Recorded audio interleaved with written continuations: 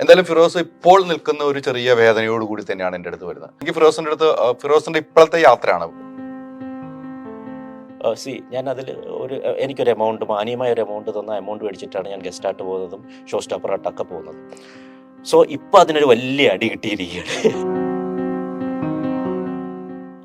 അദ്ദേഹം പല കാരണങ്ങളായാൽ നമ്മുടെ ഈ വിഷയത്തിൽ, അതായത് ഞങ്ങൾ ഡിവോഴ്സിൻ്റെ ഇതിലേക്ക് വന്നു പെട്ടുപോയതാണ്. സോ അദ്ദേഹത്തിൻ്റെ ചില തെറ്റിദ്ധാരണകൾ എന്ന് എനിക്ക് പറയാൻ പറ്റും, തെറ്റിദ്ധാരണകൾ മൂലം എനിക്ക് വന്ന വർക്കുകൾ ക്യാൻസൽ ചെയ്തു. അപ്പം ഞാൻ അങ്ങനെ പറഞ്ഞിട്ട് ഫോട്ടോയ്ക്ക് അയച്ചു കൊടുത്ത് അവർ അഡ്വാൻസ് ഇട്ട് വന്നു. അത് കഴിഞ്ഞപ്പോഴത്തേക്ക് ഈ വ്യക്തി ഇത് അറിഞ്ഞിട്ട് ഫിറോസ് ഉണ്ട്, എനിക്ക് വരാൻ പറ്റില്ല, അങ്ങനെയാണെങ്കിൽ നിങ്ങൾ എന്നെ അങ്ങ് മാറ്റി.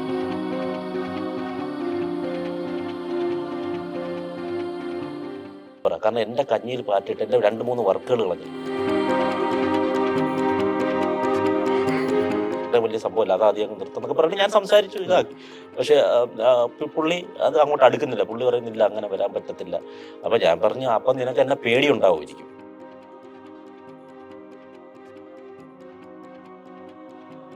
അല്ല, ആ പെൺകുട്ടി ഇപ്പം നമ്മൾ പെൺകുട്ടിയുമായി ബന്ധപ്പെട്ട് ഫിറോസിന് എന്തെങ്കിലും ബന്ധമുണ്ടെന്നായിരുന്നു സ്ഥാപിച്ചത്. സജന ഇപ്പം ഫിറോസ് പറഞ്ഞത് സജനയ്ക്ക് ഫിറോസിനും സജനയും അറിയാവുന്നതുകൊണ്ടാണ് അല്ലെ? 100%. അതിന്റെ ഇടയിൽ ആരോ ഒക്കെ കളിക്കുന്നു. പക്ഷെ ആ കുടുംബങ്ങളുടെ ഒരു വേദന നിങ്ങൾ കാണുന്നില്ല. അത് പോയതിൽ ഒരു അദ്ദേഹം ഇതേപോലെ ഞാൻ ഇന്ന കാസ്റ്റാന്ന് അറിഞ്ഞുകൊണ്ട് എന്നെ വിളിക്കാത്തതുകൊണ്ട്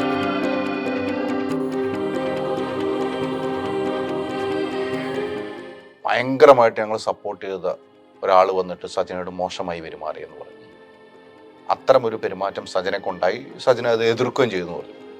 അത് ഫിറോസിന് കേട്ടപ്പോൾ എന്താണ് തോന്നുന്നത്?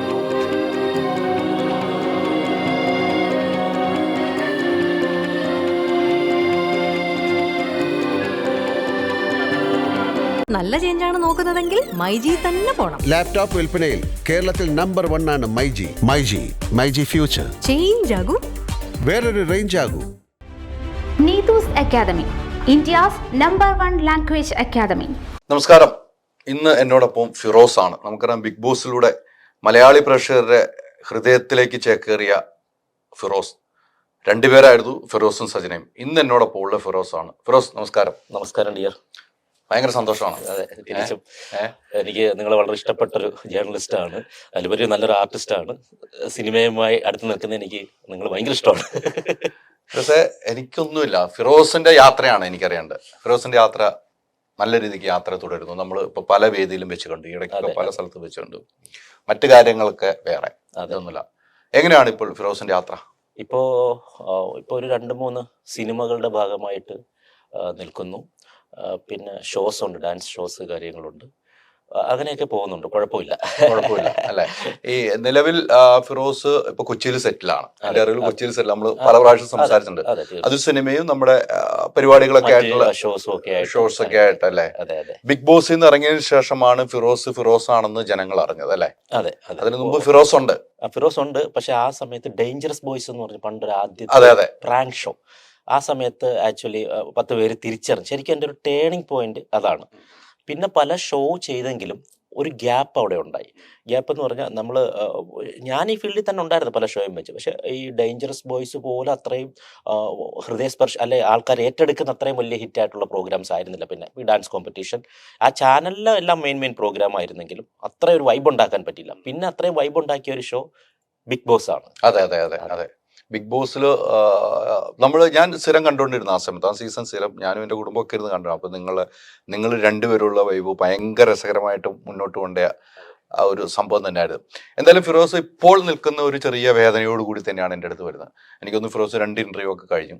പിന്നീട് നമ്മളുമായിട്ടൊന്ന് ഇരിക്കാമെന്ന് തോന്നുന്നു. ഫിറോസിന് വേറെയും പല കാര്യങ്ങൾ. എനിക്ക് ഫിറോസിന്റെ ഇപ്പോഴത്തെ യാത്രയാണ്.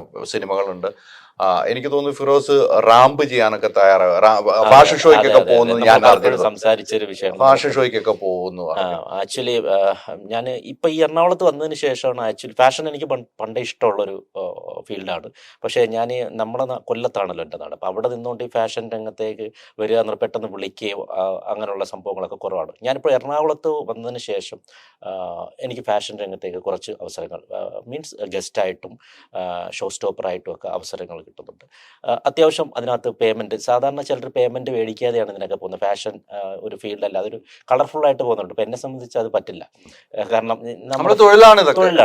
അപ്പോൾ തൊഴിലിൻ്റെ ഭാഗമാണ്. അപ്പോൾ ഞാൻ അതിൽ എനിക്കൊരു എമൗണ്ട്, മാന്യമായ ഒരു എമൗണ്ട് തന്ന എമൗണ്ട് മേടിച്ചിട്ടാണ് ഞാൻ ഗസ്റ്റായിട്ട് പോകുന്നതും ഷോ സ്റ്റോപ്പറായിട്ടൊക്കെ പോകുന്നത്. സോ ഇപ്പോൾ അതിനൊരു വലിയ അടി കിട്ടിയിരിക്കുകയാണ്.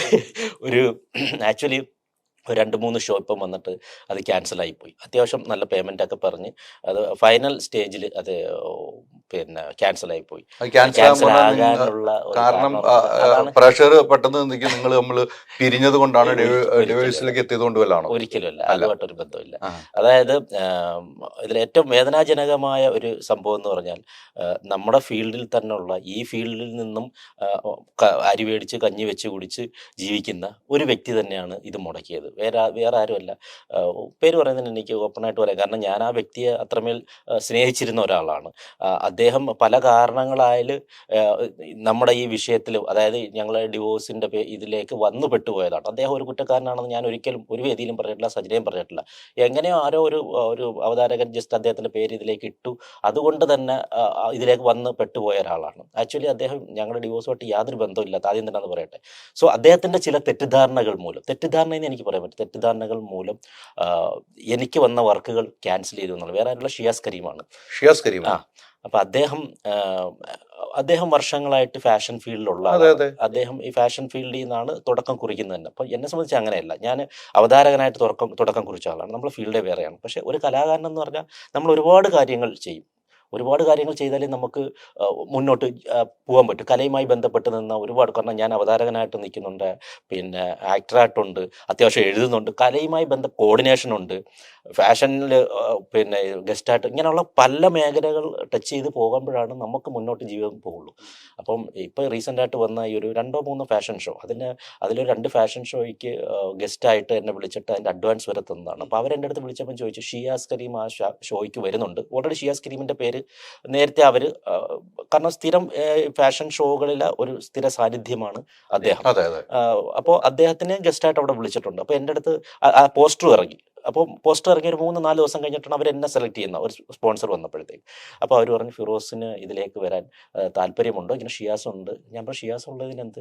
മാധ്യമങ്ങൾ അങ്ങനെ പലതും പറഞ്ഞു തന്നിട്ട് എനിക്ക് അദ്ദേഹവുമായിട്ട് ഒരു വിരോധമില്ല. ഇനി വിരോധമുണ്ടെങ്കിൽ പോലും ഞാൻ എൻ്റെ തൊഴിലാണത്. ഒരു വേദിയിൽ വരുന്നതിന് എന്തിന് നമ്മൾ എന്തിനാണ് പേടിച്ചോടുന്നത്? ഈ അതായത് ഭീരുക്കളാണ് എപ്പോഴും ഒരാളുണ്ടെന്ന് പറഞ്ഞിട്ട് പേടിച്ചോടുന്നത്. എനിക്ക് അതിൻ്റെ ആവശ്യമില്ല. ഞാൻ പേടിക്കുന്ന സൃഷ്ടാവിനെ മാത്രമേ ഉള്ളൂ. പിന്നെ സ്നേഹം കൊണ്ട് എന്നെ സ്നേഹിക്കുന്നവരെ പേടിക്കും, അത്രയേ ഉള്ളൂ. അല്ലാതെ ഞാൻ ആരെ ലോകത്ത് പേടിക്കാത്ത ആളാണ്. കാരണം ഞാൻ ഒരു തെറ്റും ചെയ്യാത്ത ഒരാളാണ്. അപ്പം ഞാൻ അങ്ങനെ പറഞ്ഞിട്ട് ഫോട്ടോ അയച്ചു കൊടുത്ത് അവർ അഡ്വാൻസ് ഇട്ട് വന്നു. അത് കഴിഞ്ഞപ്പോഴത്തേക്ക് ഈ വ്യക്തി ഇത് അറിഞ്ഞിട്ട്, ഷിയാസ് കരീം അറിഞ്ഞിട്ട് അവരെടുത്ത് വിളിച്ച് പറയുന്നു, ഫിറോസ് ഉണ്ട്, എനിക്ക് വരാൻ പറ്റില്ല, അങ്ങനെയാണെങ്കിൽ നിങ്ങൾ എന്നെ അങ്ങ് മാറ്റിക്കോ. കാരണം അങ്ങനെ പിന്നെ മാറ്റില്ല, കാരണം ഓൾറെഡി ഫോട്ടോ വന്നു, അത് അദ്ദേഹത്തിന് വ്യക്തമായിട്ട് അറിയാം. അത് മാത്രമല്ല, ഞങ്ങൾ രണ്ടുപേരും വന്നു കഴിഞ്ഞാൽ വളരെ ബാലിഷ്യമായുള്ള ഡയലോഗുകൾ എനിക്ക് തോന്നി. ഞങ്ങൾ രണ്ടുപേരും വന്നു കഴിഞ്ഞാൽ ക്യാമറക്കാരെല്ലാം ഞങ്ങളെ സൂം ചെയ്യും, പിന്നെ അത് വലിയൊരു ചർച്ചാ വിഷയവും. അപ്പം ഞാൻ ആലോചിക്കുകയാണ്, ഈ 3.5 കോടി ജനങ്ങൾ കിടക്കുകയാണ്, എത്രയോ സെലിബ്രിറ്റീസ് ലെവലിൽ നിൽക്കുന്നവരുണ്ട്. ഈ ഷിയാസ് എന്താണ്, ഞാൻ എന്താണ്? നമ്മളെ ക്യാമറക്കാരെല്ലാം കൂടെ ഒന്ന് സൂം ചെയ്ത് നാളത്തെ വിഷയമാവാൻ നാട്ടുകാർക്ക് ഒരുപാട് കാര്യങ്ങളുണ്ട്. നമ്മളങ്ങ് ഒന്നുമല്ല, മനസ്സിലായോ? നമ്മൾ ഒരു 10 പേരിലോ 2 പേര് അറിയാവുന്ന ആൾക്കാർ എത്രയേ ഉള്ളൂ എന്ന് പറഞ്ഞിട്ട് നമ്മൾ ഇങ്ങനെ ക്യാമറക്കാരൊന്ന് സൂം ചെയ്ത് എന്ത് ബാലിഷ്യമായ കാര്യങ്ങളാണ് അദ്ദേഹം പറഞ്ഞത്. എനിക്ക് ഈ പറഞ്ഞ വ്യക്തി എനിക്കത് വിളിച്ച് എനിക്ക് പറഞ്ഞു, ഇങ്ങനെയൊക്കെയാണ് കാര്യങ്ങൾ. അങ്ങനെ ഞാൻ എന്ത് ചെയ്യുന്നറിയോ, ഞാൻ ഷിയാസിനെ വിളിച്ചു. അപ്പോൾ ആദ്യം വിളിച്ചിട്ട് പുള്ളി എടുത്തില്ല. ഞാൻ അങ്ങനെ മെസ്സേജ് ചെയ്ത്, എന്താണ് നീ ഫോൺ അറ്റൻഡ് ചെയ്യാത്തത്? മെസ്സേജ് ഇപ്പോഴും എൻ്റെ കിടപ്പുണ്ട്, എന്താ നീ വിളിക്ക്, നീ ഒരു ഈമാനുള്ള വ്യക്തിയാണ്, നീ ഫോൺ വിളിക്കുക. എന്താണ്, ഒരുപക്ഷെ നമ്മൾ എന്തെങ്കിലും നിന്റെ തെറ്റിദ്ധാരണ പറഞ്ഞാൽ തീരാവുന്ന കാര്യങ്ങളേ ഉള്ളൂ ലോകത്ത്. കാരണം എൻ്റെ കയ്യിൽ 100% ശരിയായതുകൊണ്ടാണ് ഞാൻ അങ്ങോട്ട് ഇടത് വിളിക്കുന്നത്. സോ ഇവൻ എടുത്തില്ല. എന്നിട്ട് ഞാൻ പിന്നെ സജിനെ വിളിച്ചു. സജിന ഇതേപോലെ പിന്നെ ഷിയാസ് അവൻ്റെ തെറ്റിദ്ധരിച്ചിരിക്കുകയാണ്, പിന്നെ നീ ഒന്ന് വിളിക്കാൻ പറ, കാരണം എൻ്റെ കഞ്ഞിയിൽ പാറ്റിട്ട് എൻ്റെ 2-3 വർക്കുകൾ കളഞ്ഞ്. എനിക്കിപ്പോൾ ആ വർക്കുകളുണ്ട് വളരെ ആശ്വാസമാണ്. കാരണം അത്യാവശ്യം ക്യാഷ് കിട്ടുന്നൊരു പരിപാടിയാണ്. അപ്പോൾ അത് പാടില്ലല്ലോ. അപ്പോൾ സജിന അവനെ വിളിച്ചിട്ട് ഇങ്ങനെ പറഞ്ഞു, എന്തുകൊണ്ട് നീ ഇങ്ങനെയൊക്കെ കാണിക്കുന്നു. സജിന വിളിച്ച് അവനെ വഴക്കുറേ എന്തോ ചെയ്തു. ഉടനെ അവൻ വാട്സപ്പിൽ തന്നെ തിരിച്ച് കോൾ ചെയ്തു. കോൾ ചെയ്തിട്ട് ഇതേപോലെ പിന്നെ അല്ല എനിക്ക് നിങ്ങളുണ്ടെങ്കിൽ പറ്റത്തില്ല, നിങ്ങൾ വേണം ഒറ്റയ്ക്ക് വെക്കോ, എനിക്ക് പറ്റത്തില്ല. അത് ഞാൻ പറഞ്ഞ എനിക്ക് അവിടെ നിന്ന് നിനക്ക് അവർ വിളിച്ച് പറഞ്ഞു, നീ ക്യാമറ കാര്യങ്ങൾ അതൊക്കെ നീ ആരായിന്, ഞാൻ നീയൊക്കെ അത്ര വലിയ സംഭവമല്ല, അത് ആദ്യം അങ്ങ് നിർത്തുന്നൊക്കെ പറഞ്ഞ് ഞാൻ സംസാരിച്ചു ഇതാക്കി. പക്ഷെ പുള്ളി അത് അങ്ങോട്ട് അടുക്കുന്നില്ല. പുള്ളി പറയുന്നില്ല അങ്ങനെ വരാൻ പറ്റത്തില്ല. അപ്പൊ ഞാൻ പറഞ്ഞു, അപ്പം നിനക്ക് എന്നെ പേടി ഉണ്ടാവുമായിരിക്കും. പേടി ഉണ്ടായത് കൊണ്ടാണല്ലോ ഞാൻ വരുന്നൊരു വേദിയിൽ നിനക്ക് വരാൻ പറ്റാത്തത്. എന്നാൽ പുള്ളി പറയുന്നില്ല അങ്ങനെ പേടിയില്ല, അങ്ങനെയാണെങ്കിൽ ഞാൻ എവിടെ ഉണ്ട് അവിടെ വരാം. അതായത് ഗുണ്ടായിസം പോലെ. ഞാൻ പറഞ്ഞു എനിക്ക് ഇടിച്ചു തോൽപ്പിക്കാനെന്നുള്ള ഇതില്ല, അതിന്റെ ആവശ്യം എനിക്കില്ല. ഈ ബാലിശമായി ചിന്തിക്കുക, നീ പ്രാക്ടിക്കലായിട്ട് പറയൂ. നീ ഒരാളുടെ കഞ്ഞി പാറ്റിട്ടിട്ടാണോ നീ ഇങ്ങനെ, എന്തിന്റെ പേരിലാണ് അതെനിക്ക് മനസ്സിലാവുന്നില്ല. എന്തിന്റെ പേരിലാണെന്ന് പോലും എനിക്ക് മനസ്സിലാവുന്നില്ല. അങ്ങനെ ചുരുക്കം പറഞ്ഞ അങ്ങനെ സംഭവം. പക്ഷെ പുള്ളി അടുക്കുന്നില്ല. ഇന്നലെ ആ ഷോ കഴിഞ്ഞു, ഇനിയിപ്പോ നാളെ 19th അടുത്ത ഷോ ഉണ്ട്. അതൊക്കെ പക്ഷെ അത് ഇങ്ങനെ ക്യാൻസൽ. ഇപ്പൊ ഫാഷൻ ഷോയിലെ മിക്ക കുറെ ഷോകളും ഇത് കണക്കുള്ള എല്ലാ ഷോയിലും. അപ്പൊ ഞാൻ പറഞ്ഞു എനിക്ക് അത്യാവശ്യം പൈസ മേടിച്ചിട്ടാണ് ഞാൻ ആ പരിപാടിക്ക് പോകുന്നത്. അപ്പൊ പുള്ളി പറഞ്ഞില്ല, ഞാൻ 1 രൂപ പോലും മേടിക്കാതാണ് ഞാൻ ഇങ്ങനെ ഗസ്റ്റായിട്ട് പോകുന്നത്. ഞാൻ 1 രൂപ മേടിക്കില്ല, ഫ്രീ ആയിട്ടാ പോകുന്നത്. ഞാൻ പറയാം, അത് നിങ്ങൾക്ക് പൈസ കൊണ്ടാണ് നിങ്ങൾ ഫ്രീ ആയിട്ട് പോകുന്നത്, അല്ലെങ്കിൽ നിങ്ങൾ എൻജോയ് ചെയ്യാനായിരിക്കും ഫാഷൻ. ഇത് എന്നെ സംബന്ധിച്ച് അതൊരു തൊഴിലാണ് ഇതെല്ലാം. എനിക്ക് ഫ്രീ ആയിട്ട് പോകാനോ അങ്ങനെയുള്ള ഒരു ഇത് എനിക്കില്ല, മനസ്സിലായി എന്നൊക്കെ പറഞ്ഞ് ഇങ്ങനെയുള്ള കുറച്ച് സംഭാഷണങ്ങളൊക്കെ ആയി. പിന്നെ ഞാൻ പറയാം, എന്താണെന്ന് പറഞ്ഞാൽ നീ ബുദ്ധി വിളിച്ചു, പക്ഷേ നീ ചെയ്യുന്നത് ഒരിക്കലും മാന്യതയല്ല, അത് നിനക്ക് എപ്പോഴെങ്കിലും ഇതിന്റെ ഒരു തിരിച്ചടി സൃഷ്ടാവ് നിനക്ക് തന്നിരിക്കും. ഇത്ര ഞാൻ പറഞ്ഞോളൂ. അത് കട്ടി ഇതാണ് അതിന്റെ സംഭവിച്ചത്. ഇത് അല്ല, അങ്ങനെ ഈ ഷിയാസ് കരീമുമായിട്ട് എന്തെങ്കിലും ഇഷ്യൂസ് ഉണ്ടോ നിങ്ങളുടെ ജീവിതത്തിൽ? ഒരിക്കലും ഒരു ഇഷ്യൂ ഇല്ല എന്നുള്ളതാണ്. ഈ ഷിയാസ് കരീമും ഞാനുമായിട്ട് ഒരു ഇഷ്യൂമില്ല. ഇതിനകത്ത് എനിക്ക് തോന്നുന്നത്, നമുക്ക് ആ പേര് പറയാൻ പറ്റില്ല, അദ്ദേഹത്തിന്റെ ഒരു പഴയ ഒരു ex girl friend what ever may be, നമുക്ക് ആ വ്യക്തിയുടെ പേര് പറയുക, നമ്മൾ അവരൊന്നും ഇതിൽ പരിചയിക്കില്ല. ഞാനുമായിട്ട് ഒരു ഫോട്ടോ നമ്മളിപ്പോ ഇൻസ്റ്റാഗ്രാമിൽ ഇപ്പം ഫോട്ടോ ഷെയർ ചെയ്തിരുന്നു. ഇപ്പൊ നമ്മൾ ഇപ്പോ കണ്ടാലും ഒരു പക്ഷേ നമ്മൾ ഫോട്ടോ എടുക്കും, നമ്മൾ എടുത്തിട്ടുണ്ട് വീഡിയോ, ഇതൊക്കെ നമ്മൾ ഇൻസ്റ്റയിൽ ഷെയർ ചെയ്യും. അത് നമ്മൾ എപ്പോഴും നമുക്കൊരു കള്ളത്തരം ഉണ്ടെങ്കിൽ അവരെ നമ്മൾ ഹൈഡ് ചെയ്ത് വെക്കത്തേ ഉള്ളൂ. നമ്മൾ പബ്ലിക്കായിട്ടൊരു കാര്യം ചെയ്യുമ്പോൾ, അത് പബ്ലിക്കിന്റെ മുന്നിൽ വെച്ചൊരു കാര്യം ചെയ്യുമ്പോൾ അതിൽ കള്ളത്തരങ്ങൾ ഉണ്ടാവില്ല. അതൊരു കോമൺ സെൻസ് ആണ്, നമ്മൾ മനസ്സിലാക്കേണ്ട ഒരു കാര്യമാണ്. അപ്പൊ ഞാൻ പലരുടെയും കൂട്ടത്തിൽ വീഡിയോ ചെയ്യും, എന്റെ ഇൻസ്റ്റായിട്ട് നോക്കിയാൽ മതി, ഫോട്ടോ ഇടാറുണ്ട്. അപ്പൊ അങ്ങനെ ഈ കുട്ടിയായിട്ട്, ഈ പറയപ്പെടുന്ന കുട്ടിയായിട്ട് ഫോട്ടോ ഇട്ടിരുന്നു, വീഡിയോ ഇട്ടിരുന്നു. ആ സംഭവം അപ്പൊ പുള്ളി തെറ്റിദ്ധരിച്ചിട്ടുണ്ടാകാം. ഞാൻ പിന്നീട് അറിഞ്ഞ അങ്ങനെ തെറ്റിദ്ധരിച്ചിട്ടുണ്ടായി. അപ്പൊ അതിൽപ്പെട്ട ഒരു സംഭവം പുള്ളിയുടെ മനസ്സിൽ ഒരു ഡാർക്ക് അടിച്ച് കിടപ്പുണ്ട്. അപ്പൊ ഇതൊക്കെ പറഞ്ഞാലല്ലേ നമ്മൾ ഇപ്പൊ എന്റെ അടുത്ത് ചോദിക്കണ്ടേ അങ്ങനെ എന്തെങ്കിലും ഉണ്ടെങ്കിൽ. ഇപ്പം ഹൈദർജി അടുത്ത് എന്തെങ്കിലും ഒരു എന്നെ കുറിച്ച് ഇപ്പൊ എന്തെങ്കിലും ഒരു ഇതുണ്ടെങ്കിൽ ഞാൻ വിളിച്ചു ചോദിക്കും, അത് മാന്യത. അല്ലാതെ മറ്റവരങ്ങനെ പറഞ്ഞു, ഇവരിങ്ങനെ പറഞ്ഞു, അതൊന്നും ഒരു ആണത്വത്തിൽ പെടുന്ന സാധനമല്ലല്ലോ. അല്ല, ആ പെൺകുട്ടി ഇപ്പം നമ്മൾ പെൺകുട്ടിയുമായി ബന്ധപ്പെട്ട് ഫിറോസിന് എന്തെങ്കിലും ബന്ധമുണ്ടെന്നായിരുന്നു സ്ഥാപിച്ചത്? അല്ല, ബന്ധമുണ്ടെന്നതിലുപരി അങ്ങനെ ബന്ധമുണ്ടെന്ന് സ്ഥാപിക്കേണ്ട അത്രയും അല്ലല്ലോ പുള്ളി. ബന്ധമുണ്ടെന്ന് അറിയത്തില്ല, ഞാൻ അദ്ദേഹത്തെ തകർക്കാൻ വേണ്ടിയിട്ട് അവരുമായിട്ട് കൂട്ടുപിടിക്കുന്നു എന്നുള്ളതാണ്. അതായിരിക്കും അദ്ദേഹത്തിന്റെ ഇഷ്യൂ. അല്ലാതെ ഇഷ്യൂ വന്നതിന് ശേഷമാണ് ഫോട്ടോ ഷെയർ ചെയ്യുന്നത്. അല്ല, ഓൾറെഡി അത് ഞാനുമായിട്ടുള്ള അദ്ദേഹത്തിന്റെ ഇഷ്യൂ ഒക്കെ എന്നോ നടക്കുന്ന കാര്യങ്ങളാണ്. അതിപ്പം നമ്മൾ അത് നോക്കണ്ട, അവരുടെ ഇഷ്യൂ അത് വേറെ. നമ്മളടുത്ത് ഒരാൾ എങ്ങനെ പെരുമാറുന്നു എന്നുള്ളതും. ഇപ്പൊ ഹൈദർജി ബാക്കിയുള്ളടത്ത് എല്ലാം ചിലപ്പോൾ നെഗറ്റീവ് ആയിരിക്കാം. എന്റെ അടുത്ത് ഹൈദർജി പെരുമാറുന്ന വളരെ മാന്യമായിട്ടും ഞാൻ കണ്ടിട്ടുള്ള മാന്യമായിട്ടുള്ള വ്യക്തിയായിട്ടാണ്. നിങ്ങൾക്ക് ആ സ്നേഹം എനിക്ക് തിരിച്ചു തന്നാൽ മതി. എന്റെ അടുത്ത് പെരുമാറുന്നത് എങ്ങനെയാണോ അങ്ങനെ ഞാൻ ആ രീതിയിൽ ഞാൻ കാണുള്ളൂ. അല്ല മറ്റൊരാൾ എന്ത് പറഞ്ഞു എന്ന് നോക്കിയിട്ട് ഒരാളെ ഞാൻ വിലയിരുത്താറില്ല. അതൊരു ശരിയായ നടപടിയല്ലല്ലോ. ഈ ഒരു ഫോട്ടോ അദ്ദേഹത്തിന് തെറ്റിദ്ധരിപ്പിച്ചിട്ടുണ്ട് അല്ലെ എന്നാണ് ഫിറോസിന്റെ മനസ്സിലുണ്ടായിരുന്നത്. ഈ വിഷയം ഉണ്ടായപ്പം നിങ്ങളെ ഈ പീരിയലും വാർത്തകളും ഒക്കെ വന്നതിന് ശേഷം ഫിറോസ് കാണിച്ച ഒരു മര്യാദ ഞാൻ എടുത്തു പറഞ്ഞു, സജനയെ തന്നെ വിളിച്ചു എന്നുള്ളതാണ്. അല്ല, സജിനെ ഞാൻ ഇപ്പോഴും വിളിക്കും. അതെ, ഇപ്പോഴും വിളിക്കുന്നോണ്ടാണ് വിളിച്ച് ഈ കാര്യങ്ങൾ പറയുകയും ചെയ്തത്. പിന്നെ തീർച്ചയായും, കാരണം അത് സജിനയ്ക്ക് ആരെന്ത് പറഞ്ഞാലും സജിനയ്ക്ക് വ്യക്തമായിട്ട് അറിയാം ഞാൻ എന്താണെന്നുള്ളത്. അപ്പോൾ പല അലിഗേഷൻസ് വന്നെങ്കിലും സജിന ഉറച്ചു നിൽക്കുന്നു. ഫിറോസ്ക്ക് അങ്ങനെ അല്ല. നിങ്ങളുടെ ഫോട്ടോ കണ്ട് അദ്ദേഹത്തെ വിലയിരുത്തല്ലേ, ഫിറോസ്ക്ക് വേറെ ഫ്രണ്ട് ബാക്കും. കാരണം അവൾക്ക് എന്നെ വ്യക്തമായിട്ട് അറിയാം, അത് അനുഭവമാണ്. അവൾ എന്റെ കൂടെ ജീവിച്ച ഞാൻ എങ്ങനെയാന്നുള്ളത് അനുഭവമാണ്. അതുകൊണ്ടാണ് അവൾ അത്ര കോൺഫിഡൻസോടെ പറയുന്നത്. ബാക്കിയുള്ളവരൊക്കെ ചുറ്റിലും നിന്ന് പറയുന്നവരാണ്. ഇത് കാണാതെ അവിടെയാണ് സജനയുടെ ക്വാളിറ്റി മനസ്സിലാക്കിയത്. തീർച്ചയായും ബാക്കിയുള്ളവരെന്ന് പറഞ്ഞാൽ അങ്ങനെയല്ല. ബാക്കിയുള്ളവരെന്ന് പറഞ്ഞാൽ ഊഹം, ഒരു ഫോട്ടോ കണ്ടിട്ട് അങ്ങനെ ആകാമെന്ന് പറഞ്ഞിട്ട് പോകുന്നതാണ്, മറ്റുള്ളവരുമായിട്ട് റിലേറ്റ് ചെയ്തിട്ട് പോകുന്നതാണ്. സജിന എന്ന് പറഞ്ഞാൽ എന്റെ കൂടെ ജീവിച്ച് ഞാൻ എന്താണെന്ന് അറിയാവുന്ന വ്യക്തിയാണ്. നമ്മുടെ കൂടെ ജീവിക്കുന്ന ഒരാൾക്കെ നമ്മളെ കുറിച്ച് അറിയാൻ പറ്റൂ. സോ അതുകൊണ്ടാണ് അവള് അത്രയും കോൺഫിഡൻസ് ആയിട്ട് പറഞ്ഞത്. അങ്ങനെ അല്ല എന്ന്. അല്ല, അത് എനിക്ക് ഫിറോസ് തുടക്കത്തിൽ പറഞ്ഞു പോയ 2 കാര്യങ്ങളാണ് എനിക്ക് പേഴ്സണലായിട്ട് ശരിക്കും എൻ്റെ മനസ്സിൽ കഴിയുക. ഈ വിഷയം ഉണ്ടാവുന്നു, ഞാൻ വിളിക്കുന്ന സജനെ തന്നെ വിളിക്കുന്നു, ഈ കാര്യങ്ങൾ പറയുന്നു, സജനെ ഷിയാസ് കരീം വിളിച്ചു, അങ്ങനെയുള്ള ഒരു വ്യക്തിയല്ല ഫിറോസ് ക എന്ന് തന്നെ പറയുമ്പോൾ സജനെ ഇപ്പം ഫിറോസ് പറഞ്ഞു സജനയ്ക്ക് ഫിറോസിനും സജനെയും അറിയാവുന്നതുകൊണ്ടാണ് അല്ലെ? 100%. അതിന്റെ ഇടയിൽ ആരൊക്കെ കളിക്കുന്നു, ഇടയില് അത് എല്ലായിടത്തും ഉണ്ടാവുമല്ലോ. ഇടയിൽ കയറി മറ്റേ ഓണത്തിനിടയ്ക്ക് പുട്ട് കച്ചവടം നടത്തുന്ന ഒരുപാട് പേരുണ്ട്. പിന്നെ നമ്മൾ ശ്രദ്ധിക്കേണ്ട വേറെ കാര്യം എന്ന് പറഞ്ഞാൽ അത് ഒരു ബുദ്ധിയുള്ളവന് മനസ്സിലാക്കാവേണ്ട കാര്യമാണ്. നമ്മളിപ്പം പല വാർത്തകളും കേൾക്കുന്നു, എയർപോർട്ടിൽ നിന്ന് ഒരു 5 കിലോ സ്വർണം പിടിച്ചു. ആക്ച്വലി ഒറ്റ കൊടുക്കുന്ന ഈ സ്വർണം കൊടുത്തേച്ച ആള് തന്നെയാണ്. എന്നിട്ട് അതിന്റെ മറവിൽ നടക്കുന്ന ഒരു കാര്യം ഉണ്ടാവും. ഈ 5 കിലോ അവിടുന്ന് എസ്കേപ്പ് ചെയ്യിപ്പിക്കുമ്പോൾ ടൺ കണക്കിന് സ്വർണം വേറെ അവിടുന്ന് കടത്തുന്നുണ്ട്. അപ്പൊ ഇതിലേക്ക് ഇട്ട് കൊടുത്തിട്ട് ഇതിന്റെ മറവിൽ കൂടി, ഈ ചെറിയ കാര്യത്തിന്റെ മറവിൽ കൂടി വലിയൊരു സാധനം അവിടെ ഹൈഡ് ചെയ്യുന്നുണ്ട്. അതാരും അറിയാതെ അതിനെ സേഫ് ആക്കുന്നുണ്ട്. മനസ്സിലായി? അത് നമുക്ക് വിവരമുള്ളവർക്ക് മനസ്സിലാവുന്ന ഒരു കാര്യമാണ്. അത് എല്ലാത്തിലും അങ്ങനെ ഒരു സംഭവം ഉണ്ട്. നിങ്ങളുടെ ഡൈവേഴ്സിൽ ഈ ഷിയാസ് കരീമിന്റെ പേര് പറയാനുള്ള ഒരു കാരണം എന്താണ്? എപ്പോഴും ഈ ഒരു ഇഷ്യൂ മാത്രമാണ്. വേറൊരു ഇന്റർവ്യൂ സജനയുമായിട്ട് ഉള്ള ഇന്റർവ്യൂല് പറയുന്നത് കേട്ടു, താങ്കളുമായിട്ട് അതിനുള്ള മറുപടി പറയുന്നത് കേട്ടു. ഞാൻ കേട്ടതുകൊണ്ടാണ് പറഞ്ഞത്. എന്തുകൊണ്ടാണ് ഈ ഷിയാസ് കരീമിന്റെ പേര് വരുന്നത് എന്നുള്ളതാണ്. അദ്ദേഹം നിങ്ങൾ പറയുന്ന പോലെ ഒരു ഇന്നസെന്റ് ആണ്. നിങ്ങൾ തന്നെ പറയുന്നു ഫിറോസ് ഖാൻ ഇന്നസെന്റ് ആണ്, നല്ല വ്യക്തിയാണ്, എനിക്ക് ഇഷ്ടമുള്ള വ്യക്തിയാണെന്ന് പറയുന്നത്. എനിക്ക് ഷിയാസ് കരീമിനെ അറിയാം, നാളുകളായിട്ട് അറിയാം. അതെ, ഞാൻ പറയുന്നത് എൻഡ് ഓഫ് ദി ഡേ ലോകത്തെല്ലാവരും നല്ലവരാണ്, പലരും തെറ്റിദ്ധരിക്കപ്പെടുകയാണ്. മനസ്സിലായി? നല്ലവരല്ലാത്തതായിട്ട് ആരുമില്ല, എല്ലാവരും ഓരോ തരത്തിൽ നല്ലവരാണ്. മനസ്സിലായി? ഈ തെറ്റിദ്ധരിക്കപ്പെടലാണ് പലതും ഉണ്ടാവുന്നത്. മിക്ക ഇതിലിപ്പം സജിനെ ഞാനും ഡിവോഴ്സ് ആയെങ്കിൽ പോലും സജിന ചീത്തയാണെന്ന് ഞാൻ ഒരു വേദിയിലും പറഞ്ഞിട്ടില്ല. സജിനയും പറഞ്ഞിട്ടില്ല. സജിന തിരിച്ചും പറഞ്ഞിട്ടില്ല. ഇന്നും ഫിറോസ് ഖാൻ തന്നെ പറയുന്നത്. അതെ. അപ്പോ ഇത് ഞാൻ പറയുന്നത് ഈ ഷിയാസ് എന്ന് പറയുന്ന വ്യക്തിയോ വാട്ടവർ മേ ബി ആരായാലും അത് അവർ ചീത്തയെന്നല്ല അതിനർത്ഥം. പക്ഷെ ഒരു പർട്ടിക്കുലർ സാഹചര്യങ്ങളിൽ അവർ പെരുമാറുന്ന അല്ലെങ്കിൽ അവരെടുക്കുന്ന സ്റ്റാൻഡ് മോശമാണ്. അതൊരു തെറ്റിദ്ധാരണയുടെ പേരിലെടുത്ത പുള്ളിയുടെ സ്റ്റാൻഡിലാണ് എന്റെ 2-3 വർക്കുകൾ പോയി കിട്ടിയത്. എനിക്ക് എന്റെ കുഞ്ഞിനോണ്ട് കൊടുക്കാനുള്ള ഒരു ഭക്ഷണത്തിന്റെ ഭാഗം അദ്ദേഹം ഇല്ലാതാക്കിയത്. അതാണ് ഞാൻ പറഞ്ഞത്.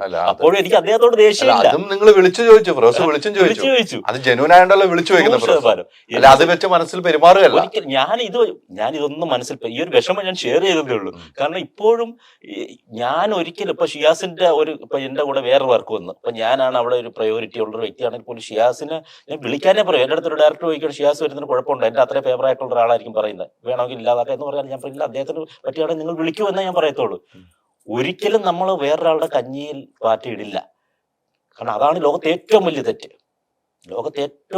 അതാണ്.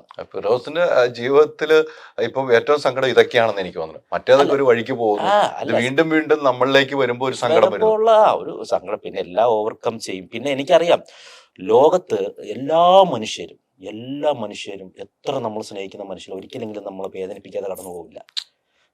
ഈവൻ നമ്മളെ പേരൻസ് തന്നെ ആയിരിക്കും എല്ലാവർക്കും. ഹൈദർജിയുടെ ലൈഫ് ഉൾപ്പെടെ ഞാൻ പറയാം, കാണുന്ന പ്രേക്ഷകരുടെ ലൈഫ് ഉൾപ്പെടെ പറയണം, നമ്മൾ ഏറ്റവും സ്നേഹിക്കുന്ന എല്ലാ വ്യക്തികളും. ഈ സ്നേഹത്തിന്റെ കാര്യം വേറെ സംഭവമുണ്ട്. സ്നേഹിക്കപ്പെടാത്തവരും, അതായത് നമ്മളെ സ്നേഹിക്കാത്തവരും നമ്മളെ വേദനിപ്പിക്കും. സ്നേഹവും വേദനയും തമ്മിലുള്ള വ്യത്യാസം അതാണ്. നമ്മൾക്കിപ്പം സ്നേഹം തരാത്ത വ്യക്തികളുണ്ടല്ലോ, നമ്മുടെ സറൗണ്ടിൽ ഇല്ലാത്ത വ്യക്തികൾ പോലും ചെയ്യാൻ പറ്റുന്ന ഒരു കാര്യം നമ്മളെ വേദനിപ്പിക്കാൻ ശ്രമിക്കുക എന്നുള്ളതാണ്. അപ്പൊ പിന്നെ ഈ സ്നേഹിക്കുന്നവരും നമ്മളെ മാക്സിമം ഒരു പ്രാവശ്യങ്ങളും വേദനിപ്പിക്കാതെ പോവില്ല. പേരൻസ് പോലും നമ്മളെ ഏറ്റവും സ്നേഹിക്കുന്ന നമ്മളെ പേരൻസ് ആണ്. മനസ്സിലായി? ഇപ്പോഴുള്ള പേരൻസിനെ ഞാൻ പറയുന്നത്, ഇപ്പോഴുള്ളതെന്ന് പറഞ്ഞാൽ ഈ പബ്ബ് പേരൻസ് ആണ് കഴിവ്. ഞാൻ എറണാകുളത്ത് വന്നിട്ട് മനസ്സിലാക്കാൻ കഴിഞ്ഞത്, ഞാൻ അത്യാവശ്യം ചില വീക്കെൻഡിലൊക്കെ പബ്ബിൽ പോകാറുള്ളൊരു വ്യക്തിയാണ്. അപ്പൊ അവിടെ എനിക്ക് അത്ഭുതകരമായിട്ട് തോന്നുന്നത്, ഈ അടുത്തിടയ്ക്ക് ഒരു ഫാമിലി ഞാൻ പരിചയപ്പെട്ടു. അപ്പൊ അവര് പറഞ്ഞതെന്ന് പറയുന്നത് മക്കള് ഉള്ളതാണ്, കൊച്ചു കുട്ടികളാണ്. അപ്പോൾ ഞാൻ ചോദിച്ചു കുട്ടികളെ അപ്പോൾ ആരെ ഏൽപ്പിച്ചു? അത് ഒന്നിന് ഒരു വയസ്സോ സംതിങ്ങേ ഉള്ളൂ. അതിന് ആരെ ഏൽപ്പിച്ചു? അപ്പൊ മൂത്ത 6 വയസ്സുള്ള കുഞ്ഞിനെ ഏൽപ്പിച്ചിട്ട് വന്നതാണെന്ന് രാത്രി ഏൽപ്പിച്ചിട്ട് വന്നതാണെന്ന് രാത്രി 9 മണിക്ക് പബ്ബിൽ പോകുമ്പോൾ 12 മണിയാവും. ഒരമ്മ പറയുകയാണ്, അച്ഛനും ഉണ്ടാക്കൂട്ടത്തിൽ. അങ്ങനെയുള്ള പേരൻസിനെ കുറിച്ചല്ല ഞാൻ പറഞ്ഞത്. അങ്ങനെയുള്ള പേരൻസിന് കുട്ടികളുടെ ഒരു അറ്റാച്ച്മെന്റും കാണത്തില്ല. നമ്മളെയൊന്നും ഒരിക്കലും നമ്മളെ മാതാപിതാക്കൾ ഇങ്ങനെ ഏൽപ്പിച്ചിട്ടൊന്നും ഞാൻ അത്ഭുതത്തോടെ കാണുകയാണ്. മനസ്സിലായി? അത് ഞാൻ പറഞ്ഞ അത്തരം പേരൻസിനെ അല്ല, കുറച്ചുകൂടെ മാറിയുള്ള എല്ലാവരും അങ്ങനെ എല്ലാവരും അങ്ങനെ നല്ല പറയുന്നത്. പക്ഷെ ഇങ്ങനെ ഉള്ളവർ ഈ ജനറേഷനിലുണ്ട്. അത് ഈ ജനറേഷനിലേ ഉള്ളു അങ്ങനെയുള്ളവർ. പഴയ ജനറേഷൻ ഒരിക്കലും ഇങ്ങനെയുള്ളവർ കാണില്ല. അപ്പൊ ഞാൻ പറഞ്ഞത്, നമ്മുടെ അത്രയും നമ്മൾ സ്നേഹിക്കുന്ന പേരൻസ് പോലും ഒരിക്കലെങ്കിലും നമ്മളെ വേദനിപ്പിക്കും. നമ്മളും അവരെ വേദനിപ്പിച്ചിട്ടുണ്ട്. അത് മനുഷ്യ സഹജമാണത്. ഒരിക്കലെങ്കിലും നമ്മൾ അത് ഈ സ്നേഹത്തിൽ പെടുന്ന ഒരു സാധനമാണ്. ഈ സ്നേഹിക്കുന്നവർ നമ്മളടുത്ത് എന്തെങ്കിലും കാണിക്കുമ്പോഴേ വേദനപ്പെടുന്നത്. ഒരാളും നമ്മളെ വേദനിപ്പിക്കാതെ പോയിട്ടില്ല. അതെ, മനസ്സിലായി. ആ ഒരു കാര്യം എനിക്കറിയാം. അതുകൊണ്ട് തന്നെ പല കാര്യങ്ങളും ഞാൻ ആ സെൻസോടുകൂടി എടുക്കുന്നത്. അല്ല, എപ്പോഴും ചിരിച്ച മുഖമാണ് അല്ലെ? അതല്ലേ നല്ലത്. തീർച്ചയായും അത്തരം മുഖം കാണാനാണ് എനിക്കൊക്കെ ഇഷ്ടം. ഫിറോസിനെ ഇഷ്ടപ്പെടുന്ന പ്രേക്ഷകർക്കും അത് തന്നെ ഇഷ്ടം. എപ്പോഴും ചിരിച്ച മുഖം. ഞാൻ ഫിറോസിന്റെ 2 ഇന്റർവ്യൂ ഞാൻ കണ്ട ഒരു വ്യക്തിയാണ്. ഫിറോസ് അവിടെയൊക്കെ നല്ല എൻജോയ് ചെയ്ത് കാര്യങ്ങൾ പറഞ്ഞു. ഫിറോസ് കൃത്യമായിട്ട് കാര്യങ്ങൾ പറഞ്ഞു പോകുന്നു എന്നാണ് ഫിറോസിൽ കാണേണ്ട ഒരു ക്വാളിറ്റി ഞാൻ കണ്ടത്. ഒന്നും മറയില്ലാതെ പറഞ്ഞു പോകുന്നു. അവിടെ ഞാൻ നിന്റെ ഒന്ന് ഇത് ചെയ്തോട്ടെ. ഈ മറയില്ലാതെ പറഞ്ഞു പോകണമെന്ന് പറഞ്ഞാൽ നമുക്ക് 2 തരത്തിലുള്ള മനുഷ്യരുണ്ട്. അഭിനയിക്കുന്ന മനുഷ്യരുണ്ട്, ജീവിക്കുന്ന മനുഷ്യരുണ്ട്. ഈ അഭിനയിക്കുമ്പോഴാണ് മറ്റുള്ളവർ എന്ത് കരുതും, എല്ലാവരും മുമ്പിൽ അഭിനയമായിരിക്കും. അവർ ഏറ്റവും വലിയ കള്ളന്മാരവർ. മനസ്സിലാവും. നേരെ ജീവിക്കുന്നവർ മറ്റുള്ളവർ എന്ത് കരുതുന്നു ഒരിക്കലും തോന്നുന്നു അങ്ങനെ തോന്നേണ്ട ആവശ്യമില്ല. അവരെങ്ങനെയാണോ അങ്ങനെ തന്നെയാണ്. ഞാൻ എങ്ങനെയാണോ ഞാൻ അങ്ങനെ തന്നെയാണ്. ക്യാമറയ്ക്ക് പിന്നാലും എല്ലാം. എനിക്ക് അഭിനയിക്കേണ്ട ആവശ്യമില്ല സമൂഹത്തിന്. അവരെന്ത് പറഞ്ഞാലും എനിക്ക് കുഴപ്പമില്ല. ഞാനെന്ന വ്യക്തിയെ സ്നേഹിച്ചു, ഞാനായിരിക്കും സ്നേഹിച്ചാൽ മതി. ഞാനൊരു മാസ്ക് ഇട്ടുകൊണ്ട് വന്നിട്ട് എന്നെ സ്നേഹിച്ചിട്ട് കാര്യമില്ല. ഞാനൊരു അഭിനേതാവായിരുന്നിട്ട് അങ്ങനെ സ്നേഹിച്ചിട്ട് കാര്യമില്ല. ഞാൻ കണ്ട ഭൂരിപക്ഷം ആൾക്കാരും അഭിനേതാക്കളാണ്.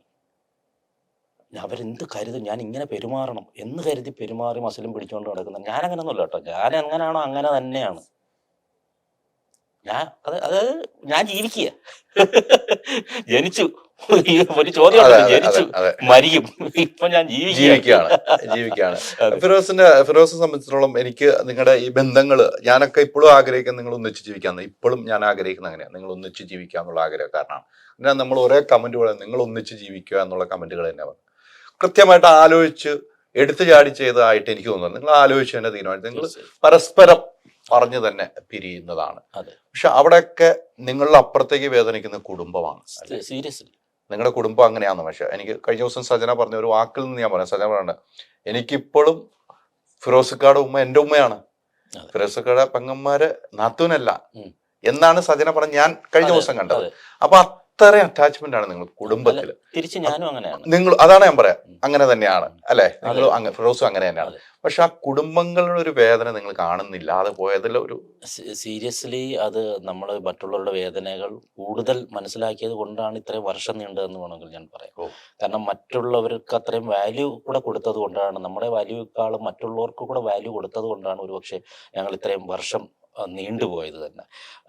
ഇനി ഇതിലും വലിയ വേദന ഞങ്ങളുടെ കുടുംബങ്ങൾ വരാതിരിക്കാൻ വേണ്ടിയിട്ടാണ് ഇപ്പോൾ ഇങ്ങനെ ഒരു തീരുമാനം എടുത്തത്. മനസ്സിലായി. ഇപ്പോഴാകുമ്പം ഇന്നും സജിനയ്ക്ക് എൻ്റെ ഉമ്മയെ വിളിക്കാം, എൻ്റെ പെങ്ങളെ വിളിക്കാം, എൻ്റെ ബ്രദറിനെ വിളിക്കാം. അവരൊക്കെ അവൾക്ക് നല്ലതേ പറഞ്ഞു കൊടുക്കുള്ളൂ. തിരിച്ച് പിന്നെ സജിനാട് ഉമ്മയിൽ നാണ്ട് ഇപ്പോൾ ഇന്ന് രാവിലെ കൂടി മെസ്സേജ് അയച്ചതേ ഉള്ളൂ. അപ്പോൾ അത്രയും സ്നേഹമാണ് എനിക്ക്. സജിനാട് ബ്രദറിനെ വിളിക്കാം, അളിയാന്നും പറഞ്ഞാണ് എപ്പോഴും വിളിക്കുന്നത്. അപ്പോൾ അതെന്ന് പറഞ്ഞാൽ ഈ പറഞ്ഞതുപോലെ ഒരു നല്ല വേയിലാണ് ഞങ്ങൾ ഈ പിരിഞ്ഞത്. മനസ്സിലായി. ഏറ്റവും ഞങ്ങളുടെ പ്രശ്നങ്ങൾ ഞങ്ങൾക്ക് 2 പേർക്ക് മാത്രമേ അറിയാവൂ.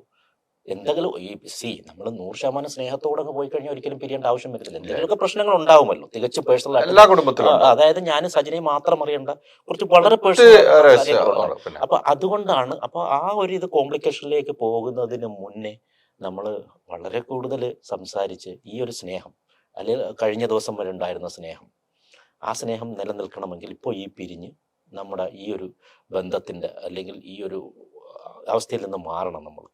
എന്നാലേ ഇന്നലെ വരെ നിന്നെ സ്നേഹിച്ച, അവളെ സ്നേഹിച്ചാൽ അവൾ എന്നെ സ്നേഹിച്ചാൽ ആ ബഹുമാനത്തോടെ നമുക്ക് ഇനിയും തുടരാൻ പറ്റും എന്നുള്ള വളരെ പക്വമായ തീരുമാനത്തിലാണ് ഞങ്ങൾ എത്തിയത്. അത് ഒരു ദിവസം കൊണ്ടെടുത്ത തീരുമാനം, കുറേ മാസങ്ങളായിട്ട്, അല്ലെങ്കിൽ പോട്ടെ വർഷം എന്ന് തന്നെ പറയാം. അത്രയും എടുത്ത് ലോങ് ടൈം ഞങ്ങൾ എടുത്ത തീരുമാനമാണ്. അതുകൊണ്ട് തന്നെയാണ് ഇപ്പോൾ പെട്ടെന്നൊരു ദിവസം ഞങ്ങൾ ഇങ്ങനെ എടുക്കുവാണെങ്കിൽ ഒരു പക്ഷേ ഈ ചിരിച്ച മുഖം കാണണമെന്നില്ല ക്യാമറയ്ക്ക് മുന്നിൽ വരുമ്പോൾ പോലും. നമ്മൾ അതുമായി അഡ്ജസ്റ്റഡായി, ആ സാഹചര്യവുമായിട്ട് നമ്മൾ അഡ്ജസ്റ്റഡായി. നമ്മളെ സാഹചര്യവുമായി അഡ്ജസ്റ്റഡായി കുറേ നാളുകൾക്ക് ശേഷമാണ് സഞ്ജന വന്നത് അനൗൺസ് ചെയ്തത്. അല്ല, സജന വന്ന് അങ്ങനെ അനൗൺസ് ചെയ്യുമ്പോൾ ഒരിക്കലും ഫിറോസ് ഞാനത് വിചാരിച്ചില്ല. കാരണം ഞാൻ എൻ്റെ അത്രത്തോളം പേഴ്സണൽ കാര്യങ്ങൾ, പ്രത്യേകിച്ച് നമുക്ക് ഡിവോഴ്സ് എന്ന് പറയുന്ന ഒരു സന്തോഷ വാർത്തയല്ല, അത്രയും ദുഃഖകരമായൊരു വാർത്തയാണ്.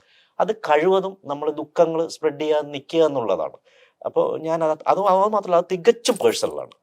അപ്പോൾ ഞാനതൊരിക്കലും പുറത്ത് അങ്ങനെ പറയില്ലായിരുന്നു. അതിൻ്റെ കൂടെ നടന്നു പോകേണ്ട ഒരു കാര്യമാണ്. അത് സജിന പറഞ്ഞു. ഞാൻ കുറ്റം പറയല്ല, അദ്ദേഹത്തിന് പറയാൻ തോന്നി. അത് അദ്ദേഹത്തിന്റെ അല്ല, വ്യക്തി സമൂഹം അറിഞ്ഞോട്ടെ, ഇനി ഒറ്റയ്ക്കുള്ള യാത്ര ചെയ്യുമ്പോൾ മറ്റുള്ളവർ ചിലപ്പോ അതിലൊരു നല്ല ഫിറോസിനെ കാണുന്നില്ല എന്നുള്ള ചോദ്യത്തിൽ നിന്നും ആയിരിക്കാം, ചിലപ്പോൾ അങ്ങനെയും ആകാമല്ലോ. തീർച്ചയായും നല്ല ഉദ്ദേശത്തോടെ ആയിരിക്കാം. ഞാൻ പറഞ്ഞത് അദ്ദേഹത്തിന്റെ ഞാൻ എന്റെ കാഴ്ചപ്പാടിൽ ഞാൻ അങ്ങനെ പറയില്ലെന്നാണ് ഞാൻ പറഞ്ഞത്. ഞാൻ പറയില്ല. സജന പറഞ്ഞാൽ എനിക്ക് ബട്ടർഫ്ലൈ പോലെ പറന്ന് നടക്കണം. അതെ അതെ, പറഞ്ഞോട്ടെ, സന്തോഷമുള്ള കാര്യം. അല്ല, സജന ഫിറോസ് പറഞ്ഞു സജന ഇപ്പോഴും ഒരു കുട്ടിത്തമാണെന്ന് പറഞ്ഞു. തീർച്ചയായും നിങ്ങൾ രണ്ടും പറയുന്നത് രസമാണ്. നിങ്ങൾ രണ്ട് ഹൃദയത്തിൽ നിന്നാണ് പറയുന്നത്. സജന എനിക്ക് ബട്ടർഫ്ലൈ പോലെ പറഞ്ഞു. സജന അവളൊരു കുട്ടിത്തമാണ്. അതെ അതെ, കുട്ടികൾ ഇങ്ങനെ പറന്ന് നടക്കും. തീർച്ചയായും ആ പറന്ന് നടക്കുമ്പോൾ എവിടെയെങ്കിലും കേടുകൾ പറ്റാതെ പറന്ന് നടക്കട്ടെ എന്നുള്ള പ്രാർത്ഥന ആയിരിക്കും ഫിറോസിനോട്. തീർച്ചയായും നമുക്ക് ഒരു പട്ടം ഇങ്ങനെ എത്രത്തോളം ഹൈറ്റിൽ പോയി അതിങ്ങനെ പറക്കുന്നത് കാണാൻ രസമാണ്. അപ്പോഴും അതിൻ്റെ ഒരു അറ്റം നമ്മുടെ കയ്യിലുണ്ടാവും. അതാണ് അതിൻ്റെ കൺട്രോൾ. പക്ഷെ ഈ അറ്റം നമ്മുടെ കയ്യിൽ നിന്ന് പോയാൽ അതിനൊരു കൺട്രോൾ ഉണ്ടാവില്ല. ആ രസം ഇങ്ങനെ പറന്ന് നടക്കും. പക്ഷെ അതിന് പിന്നീട് ഉണ്ടാകുന്നൊരു അങ്ങനെ ഉണ്ടാവാതിരിക്കട്ടെ. ഞാൻ അതാണ് ഉദ്ദേശിച്ചത്, മനസ്സിലായോ? അതങ്ങനെ ഉണ്ടാവാതിരിക്കട്ടെ. സജനയുടെ പറക്കലില് ഒരറ്റം ഫിറോസിന്റെ കയ്യിലുണ്ടായിരുന്നു. കഴിഞ്ഞ ഈ ഞങ്ങളുടെ ഡിവോഴ്സിന് മുന്നേ വരെ കയ്യിലുണ്ടായിരുന്നു. ഇപ്പോൾ ഇതിൽ പക്ഷെ അദ്ദേഹം അപ്പോഴും ഞാൻ ആഗ്രഹിക്കുന്നത് ഒരിക്കലും മറ്റു പട്ടങ്ങളിൽ കുരുങ്ങി അത് നശിക്കാതിരിക്കട്ടെ എന്നാണ് ഞാൻ ആഗ്രഹിക്കുന്നതും പ്രാർത്ഥിക്കുന്നതും. അങ്ങനെ കുരുങ്ങി നശിച്ചു കഴിഞ്ഞാൽ അത് വേദനാജനകമാണ് എനിക്ക്. തീർച്ചയായും എൻ്റെ ലൈഫിൻ്റെ നല്ലൊരു 10 വർഷം അദ്ദേഹത്തിൻ്റെ കൂടെ സ്പെൻഡ് ചെയ്ത ഒരാളാണ്. അപ്പോൾ ഒരിക്കലും എനിക്ക് അദ്ദേഹം നശിച്ചു എന്ന് ആഗ്രഹിക്കാൻ. ഫിറോസിന്റെ മറ്റൊരു ക്വാളിറ്റിയാണ് പറയാം. സജന എന്നൊരു പെൺകുട്ടിയെ ജീവിതത്തിൽ കൊണ്ട് സജനയ്ക്ക് വേണ്ടത്, സജനയ്ക്ക് കലയോട് ഇഷ്ടം വന്നപ്പോൾ സജനയെ കൈപിടിച്ച് കൊണ്ടുവന്ന ഫിറോസാണ്. അത് സജന പറയുന്നുണ്ട്. തീർച്ചയായും അവിടെയൊക്കെ ഫിറോസ് ഒക്കെയാണ്. അതെ അതെ അല്ലെ, അവിടെയൊക്കെ ഫിറോസ് അതൊരു മുസ്ലിം ഫാമിലിയിൽ നിന്ന് ഒരു പെൺകുട്ടി വരുമ്പോൾ ഒരു കലയിലേക്ക് വരുമ്പോൾ ഒരു തടസ്സങ്ങളും നിങ്ങൾക്കറിയാം അല്ലെ. അവിടെ ആ പെൺകുട്ടിയെ ചേർത്ത് പിടിച്ച് സിനിമയിലാണെങ്കിൽ എല്ലാ സ്ഥലത്തേക്കും കൊണ്ടുപോയി അല്ലെ. അതെ അതെ അതെ, അതൊക്കെ അദ്ദേഹം ഇപ്പോഴും പറയുന്നുണ്ട്. അതൊന്നും അദ്ദേഹം ഒന്നും മാറ്റി പറഞ്ഞിട്ടില്ല. അതാണ് സജനയുള്ള ക്വാളിറ്റി. അതൊരു ക്വാളിറ്റി തന്നെയാണ്. നമ്മൾ അതൊക്കെ ഇപ്പോഴും പറയുന്നുണ്ട്. തീർച്ചയായും നമ്മൾ മനസ്സിലാക്കേണ്ടത്, ഒരാളെ കുറിച്ച് നമ്മൾ പോസിറ്റീവ് ആയിട്ട് സംസാരിക്കണമെങ്കിൽ അദ്ദേഹത്തിന്റെ ഒരു ക്വാളിറ്റി വേണം. അതെ അതെ, മനസ്സിലായി. ആ ക്വാളിറ്റി ഉണ്ടെങ്കിൽ മാത്രമേ ഒരാളെ കുറിച്ച് തീർച്ചയായും എനിക്കും അങ്ങനെ പറഞ്ഞാൽ അതൊരു ക്വാളിറ്റി ഇല്ലായ്മയാണ്. അതായത് ഒരാളെ കുറിച്ച് കഴിവതും കുറ്റം അത് നമ്മളിൽ തന്നെ ഒതുങ്ങുക. ചില കാര്യങ്ങൾ നമ്മളോടുകൂടി തന്നെ അത് ഇല്ലാതാവുക. അല്ലാതെ കുറ്റം നമ്മൾ അങ്ങനെ പറഞ്ഞുകൊണ്ട് നടക്കുന്നതിനോട് എനിക്ക് വലിയ താല്പര്യമില്ല. ഇപ്പൊ ഈ ഷിയാസിന്റെ കാര്യം പോലും ഞാൻ ഇത്ര വേദനയായിട്ട് അദ്ദേഹത്തിന് കുറ്റപ്പെടുത്തുകയല്ല ചെയ്യുന്നത്. അവസ്ഥ ഞാൻ പറഞ്ഞു എന്നുള്ളതേ ഉള്ളൂ. അല്ല, അവസ്ഥ പറയുമ്പോൾ അതിനകത്തൊരു പോസിറ്റീവ് ഉണ്ട്. ഷിയാസിന് വിളിച്ചു എന്നാണ്. അതാ അതങ്ങനെ പറയാം. ഇവിടെ വന്ന് ഒരു ചാനലിന് മുമ്പ് ഒന്നും പറയുമല്ല ചെയ്തത്. ഷിയാസിനെ വിളിച്ചതിന് ശേഷമാണ് നമ്മളായിട്ട് നിന്നപ്പോ പറഞ്ഞത്. ഇനിയിപ്പോ നാളെ ഞാൻ ഷിയാസിനെ കണ്ടാൽ ഇതൊന്നും എന്റെ മനസ്സിലുണ്ടാവില്ല. അതാണ് എന്റെ ഒരു ഇത്. ഞാൻ അതൊക്കെ മറന്നു പോകും. ഞാൻ അദ്ദേഹത്തെ കാണുമ്പോൾ അന്നേരത്തെ ഇത് ഞാൻ പോയി ഹഗ് ചെയ്യും. ഇതൊക്കെ എൻ്റെ രീതിയെ അങ്ങനെയാണ്. എനിക്കങ്ങനെ വൈരാഗ്യമില്ല. ഇവരൊക്കെ എനിക്ക് തോന്നുന്നു എൻ്റെ സാഹചര്യങ്ങൾ ദൈവം ഇങ്ങനെ പറഞ്ഞിട്ടുണ്ട്, നീ ഇങ്ങനെയൊക്കെ പോകണം. അതിൽ നിമിത്തങ്ങളാവുന്ന ഇതെല്ലാം അങ്ങനെയാണ് ഞാൻ ചിന്തിക്കുന്നത്. ഇതെല്ലാം നിമിത്തങ്ങളാണ്. നമ്മൾ വേദനിക്കപ്പെടുന്നതും സന്തോഷിക്കുന്നതും ഒക്കെ എല്ലാം ബാക്കിയുള്ളൊരു നിമിത്തമാവുന്നതാണ്. നമ്മളെന്തായാലും പുള്ളി എഴുതി വെച്ചോണൊക്കെ അത്രയും നാളെ അത് ജീവിച്ച് ഇവിടെ തീർത്തിട്ട് നാടകം ആടിയിട്ടേ പോകാൻ പറ്റത്തുള്ളൂ. അത് ഉറപ്പായ അല്ല, ഈ പെരുന്നാളിന്റെ കാര്യം പറഞ്ഞപ്പോൾ എനിക്ക് അവിടെ കൂട്ടിച്ചേർക്കണം. ഇത് മതപരമായിട്ട് എടുക്കരുത്. നമ്മൾ പറഞ്ഞില്ലേ എന്താ ഒരു മുസ്ലിം ഫാമിലിയുടെ കാര്യം പറഞ്ഞപ്പോൾ, ഞാൻ ആക്ച്വലി ഞങ്ങള് മുസ്ലിം ഫാമിലി ആണെങ്കിലും എല്ലാ ഫെസ്റ്റിവൽസും, അതിപ്പോ ഇതുമായിട്ടൊരു ബന്ധമല്ല, പക്ഷെ എനിക്കത് ഇതിന്റെ കൂട്ടത്തേക്ക് ചേർക്കുകയാണ്. എല്ലാ ഫെസ്റ്റിവൽസും ഞാൻ സെലിബ്രേറ്റ് ചെയ്യുന്നത്. ഞാനെന്നല്ല, നമ്മളുമായിട്ട് സറൗണ്ട് ചെയ്യുന്ന എല്ലാവരും.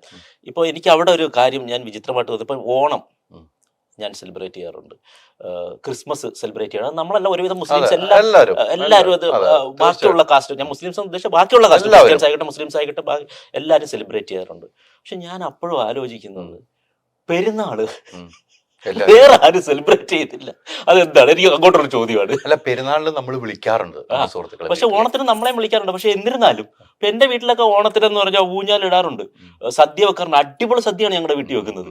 ഈ ബിരിയാണിയും മറ്റേ പെരുന്നാളിന് വെക്കുന്നതിനെക്കാട്ടും അടിപൊളി സദ്യ എല്ലാ കാര്യങ്ങളും ഉണ്ടാക്കും. അത് ഞങ്ങൾ എല്ലാവരും കൂടെ കൂടും. അനിയനൊക്കെ കുക്കിംഗ്, അനിയനും പെങ്ങളൊക്കെ അടിപൊളി കുക്കിംഗ്, ഇവരെല്ലാം ഞങ്ങളെല്ലാം കൂടെ കൂട്ടി അത് രസമാണ്. പക്ഷെ ഞാൻ ആലോചിക്കുന്നു, ഒരു പെരുന്നാൾ പോലും വേറൊരു കാസ്റ്റ് പിന്നെ സെലിബ്രേറ്റ് ചെയ്യുന്നില്ല. എന്താണ് അത്? എനിക്കത് വലിയ വിഷമമുള്ള കാര്യമാണ്. അതുകൂടെ സെലിബ്രേറ്റ് ചെയ്യണം കേട്ടോ. അത് അതിനകത്ത് വേറെ അത് പറയുമ്പോൾ നമ്മളൊക്കെ പഠിക്കുന്ന കാലത്ത് ഒരു മുദ്രാവാക്യം ഉണ്ട്, ഓണത്തിനുണ്ട് പത്തവധി, ക്രിസ്മസിനുണ്ട് പത്തവധി, റംസാൻ എന്തേ അവധി പറയൂ സർക്കാർ. അത് പാടില്ല. അങ്ങനെ ഒരു മുദ്രാവാക്യം പണ്ടുണ്ടായിരുന്നു. എനിക്ക് ഞാനൊക്കെ പഠിക്കുന്ന കാലത്തോളം ക്രിസ്മസിനുണ്ട് 10 ദിവസം അവധി, ഓണത്തിനുണ്ട് 10 ദിവസം, പെരുന്നാളാകുമ്പോൾ 10 ദിവസം അവധിയില്ല, 2 ദിവസം അവധിയുള്ളൂ. മോശമാണ് ഇത് പറഞ്ഞപ്പോ അത് എനിക്ക് പെട്ടെന്ന് ഓർമ്മ വന്നു. പക്ഷെ നമ്മൾ ഇപ്പോഴത്തെ പെരുന്നാളിലൊക്കെ നമ്മുടെ സുഹൃത്തുക്കളെല്ലാം നമ്മുടെ വീടുകളിലാണ്. ആണ്. പക്ഷെ ഈ പറഞ്ഞ നോമ്പ് തുറക്ക് നമ്മൾ ഇത്രയും പേരെ അല്ല, വിളിക്കുന്നത്. സംഭവം സത്യമാണെങ്കിലും അല്ല, ഇതൊന്നും ആലോചിച്ച് നോക്ക്. പെരുന്നാൾ ഞാനത് പലപ്പോഴും ആലോചിക്കാറുണ്ട്. എനിക്ക് സങ്കടം എന്തുകൊണ്ടാണ് അങ്ങനെ. ഇതൊക്കെ സത്യത്തിൽ ഇതൊക്കെ ഒരു ഫെസ്റ്റിവലായിട്ട്, അപ്പൊ അത്രയും കൂടെ നമുക്ക് ഫെസ്റ്റിവലിന് ഒരു സമയം കിട്ടില്ല, എൻജോയ് ചെയ്യാൻ ഒരു സമയം കിട്ടില്ല. മനസ്സിലായി? അത് എനിക്ക് പലപ്പോഴും. പിന്നെ ഞാൻ ആലോചിച്ച് ഈ ലോകം മൊത്തവും തലകീഴായി തന്നെയാണ് പോയിക്കൊണ്ടിരിക്കുന്നത്. എവിടെയും ജാതിയുണ്ട്, എവിടെയും മതമുണ്ട്. അത് ഇപ്പോഴും നടക്കുന്നു. അതിന്റെ ഉദാഹരണം ഇപ്പൊ സീരിയലിൽ വരെ ജാതി ഉണ്ടെന്ന് പറഞ്ഞ കാലഘട്ടമാണ്. അതാണ് ഒന്ന് ആലോചിച്ച് ഗായത്രി പറഞ്ഞില്ലേ, ഗായത്രി പറഞ്ഞല്ലോ സീരിയലിൽ വരെ ജാതിയാണ്. തീർച്ചയായിട്ടും ഉണ്ട്. ഇതൊക്കെ നമ്മൾ അനുഭവിക്കുന്ന സിനിമയിലും ഉണ്ട്, ഇല്ലെന്ന് പറയാം. ഇതൊക്കെ ഞാൻ ഇതിന്റെയൊക്കെ വിക്റ്റിമാണ് പലയിടത്തും. ചാനൽസിൽ പോലും എന്റെ വിക്റ്റിമാണ്. ഞാൻ അത് തലപ്പത്തിരുന്ന ഒരു ഡയറക്ടർ അടുത്ത്, ആരാധന പേര് പറയുന്നത്, വലിയൊരു ചാനലിന്റെ വലിയ അറിയപ്പെടുന്ന ഒരു വ്യക്തി. അദ്ദേഹം ഇതേപോലെ ഞാൻ ഇന്ന കാസ്റ്റാന്ന് അറിഞ്ഞുകൊണ്ട് എന്നെ വിളിക്കാത്തവരുണ്ട്. ഞാൻ അദ്ദേഹത്തിന് അപ്പോഴേ ഞാൻ വിളിച്ചിട്ട് ഫോൺ എടുത്തില്ല, മെസ്സേജ് ഞാൻ ഒരു എസ് എ പോലെ മെസ്സേജ് കൊടുത്ത് ഞാൻ അറിഞ്ഞു. പക്ഷെ ഞാൻ ഈ കാസ്റ്റ് ആയതുകൊണ്ടാണ് ഞാൻ ഒരിക്കലും, കാരണം എൻ്റെ സറൗണ്ടിങ് നിൽക്കുന്നവരെല്ലാവരും ഏത് കാസ്റ്റാന്ന് പോലും ഞാൻ ചോദിക്കാതെ, കാരണം സീരിയസ്ലി ഞാൻ നോക്കുകയാണെങ്കിൽ എൻ്റെ അടുത്ത് നിൽക്കുന്നവരല്ല ആക്ച്വലി മുസ്ലിം ഫ്രണ്ട്സ് ഇല്ല എനിക്ക്. കൂടുതലും മുസ്ലിം ഫ്രണ്ട്സ് ഇല്ലെന്നല്ല, ഉണ്ട്, പക്ഷെ കൂടുതലും മറ്റ് കാസ്റ്റാണ്. കാസ്റ്റ് നോക്കിയിട്ടല്ല നമ്മൾ. പിന്നെ അതൊക്കെ അങ്ങനെ നമുക്ക് പറ്റുമോ? കാസ്റ്റ് നോക്കി സൗഹൃദങ്ങൾ എടുക്കാനും അല്ലെങ്കിൽ ഒരിക്കലും നമുക്ക് ചിന്തിക്കാൻ പോലും പറ്റാത്തൊരു മേഖലയാണ്. അപ്പോൾ ഒരു ചാനലിൽ തലപ്പത്തിരിക്കുന്ന ഒരാൾ, മനസ്സിലായി, അദ്ദേഹം ഇങ്ങനെ ഞാൻ ഈ കാസ്റ്റ് ആയതുകൊണ്ട്, അത് കാസ്റ്റിന്റെ പേരിൽ മാത്രം, അത് ഞാൻ വ്യക്തമായിട്ട് അറിഞ്ഞതുകൊണ്ടാണ് പറയുന്നത്. പക്ഷെ അതെനിക്ക് ഭയങ്കര സങ്കടമായി പോയി. അതുവരെയുള്ള വിലയും പോയി. അദ്ദേഹം വലിയ എഡ്യൂക്കേറ്റഡ് ആയിട്ടുള്ള വ്യക്തിയാണ്. കഴിഞ്ഞ ദിവസം ഫിഷാരുടെ എന്റെ ഇന്റർവ്യൂവിൽ പറഞ്ഞ ഒരു പോയിന്റാണ്, വലിയ പോയിന്റാണ്. ഫിഷാരടി, നാദിർഷ, റിമി ടോമി 3 പേരും ഹിന്ദു, ക്രിസ്ത്യൻ, മുസ്ലിം. ഇനി വരാൻ പോകുന്ന കാലഘട്ട മതസൗഹാർദ്ദ പ്രോഗ്രാം കറക്റ്റാണ്. ഫിഷാരടി പറഞ്ഞ ഒരു കാര്യം വളരെ വീക്ഷണത്തോടെ അതിനും ഒത്തിരി ദൂരമില്ലാന്നാണ് ഫിഷാരടി പറഞ്ഞത്. കറക്റ്റ് കാര്യമാണ്, കറക്റ്റ് വീക്ഷണമാണ് നടക്കുന്നത്. കാരണം ഇതൊരു ഡാർക്ക് ഏജ് സിറ്റുവേഷൻ ആണ് നമ്മൾ പോയിക്കൊണ്ടിരിക്കുന്നത്. ഈ കാണുന്ന എല്ലാം അതാണ്. ഞാൻ ഉദാഹരണത്തിന് പറഞ്ഞ ആ പബ്ബ് ലൈഫ് പോലും ഒന്ന് ആലോചിച്ചു. ഒരു കുഞ്ഞിന് 6 വയസ്സുള്ള മൂത്ത ഒരു മാസങ്ങളുള്ള കുഞ്ഞിനെ 1 വയസ്സുള്ള കുട്ടിയെ ഏൽപ്പിച്ചിട്ട് പോയത്. അതായത് 6 വയസ്സുള്ള ഒരു കുട്ടിയെടുത്ത് ഏൽപ്പിച്ചിട്ട് അവർ വന്നിരിക്കുന്നത് പബ്ബിൽ എന്തിനാ? അവിടെ വന്നിട്ട് മദ്യപിക്കാനും ഡാൻസ് ചെയ്യാനും ഒക്കെ എൻജോയ് ചെയ്യുന്നതൊന്നും നമുക്ക് ഒരു വിഷയമല്ല. പക്ഷെ അവിടെ ആ ഒരു കർത്തവ്യം മാറ്റി വെച്ചിട്ട് ഇങ്ങനെ അതൊക്കെ എനിക്ക് വിചിത്രമായിട്ട് തോന്നുന്നു. എനിക്കറിയില്ല, എനിക്ക് വിചിത്രമായിട്ട് തോന്നുന്നു. ഇനി തലതിരിഞ്ഞ ലോകത്തൂടെ ഞാൻ നേരെ നടക്കുന്നതുകൊണ്ടുള്ള കുഴപ്പമാണോ എന്ന് എനിക്കറിയില്ല. അത് പറയുമ്പോൾ ഫിറോസും സജനയും പറഞ്ഞ കുട്ടികളെ കുറിച്ച് പറഞ്ഞാൽ എനിക്ക് പെട്ടെന്ന് വന്നു. ഫിറോസ് കഴിഞ്ഞ ഒരു ഇന്റർവ്യൂ പറഞ്ഞു, അത് മാത്രമാണ് എൻ്റെ ഒരു സങ്കടം, ഞങ്ങൾ ഒരുമിച്ചുള്ള ഒരു കാഴ്ച കുട്ടികൾക്ക് കാണാൻ പറ്റുന്നില്ല.